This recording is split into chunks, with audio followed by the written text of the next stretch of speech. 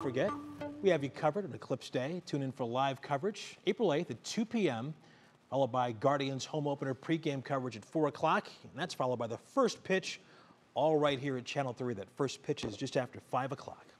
Let me just tee this up for you. All right. We've had a tornado watch tonight. We've had severe weather threat.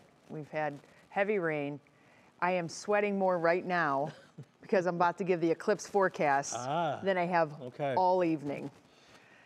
The models were not kind today to Monday. They've changed, though, over the past few days. They do, right. and so we're just kind of winding through this little adventure together.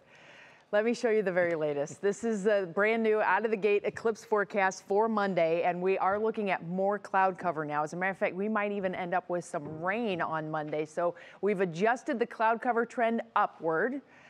And unfortunately, the forecast confidence in that has grown a little bit too. So I'm sorry to say it does look like we are going to have some cloud cover around for the eclipse. Sorry, that passed a lot faster than I hoped.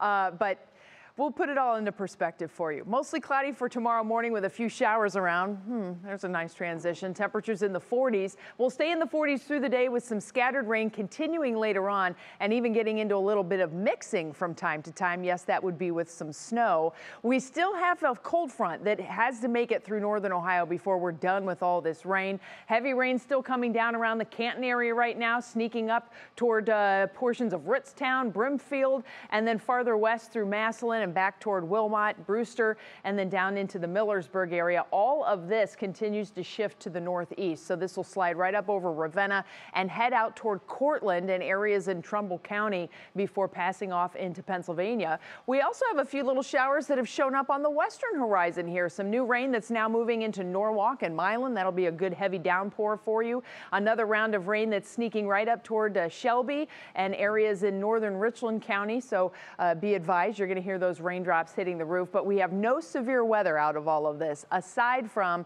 the heavy rain. And you can see that once we get through those little blips that are out to the west, we're really kind of clear, and we're going to stack the deck here for you and show you that we even have a change in wind direction. So now you know something is going on, right?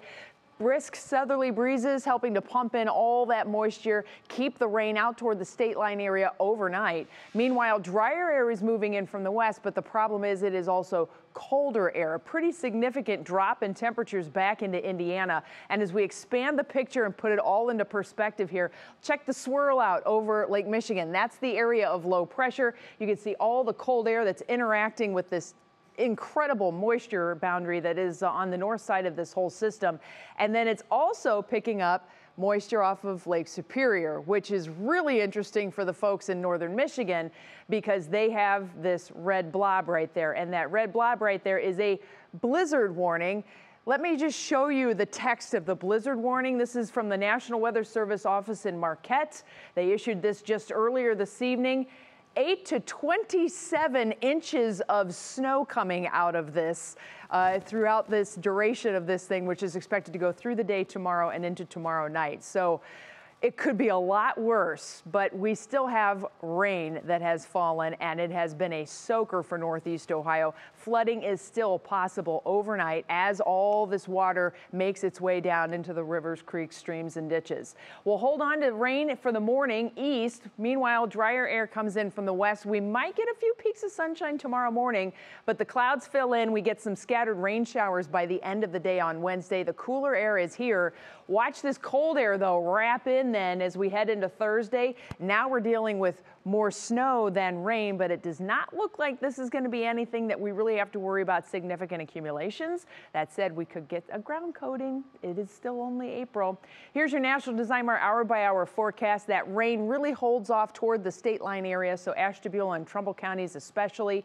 Farther west, it's just cooler for the start of the day with cloudy skies. Temperatures in the low 40s. We'll stay in the 40s all day with those scattered showers beginning to bubble up in the afternoon, and they will be staying with us into tomorrow night.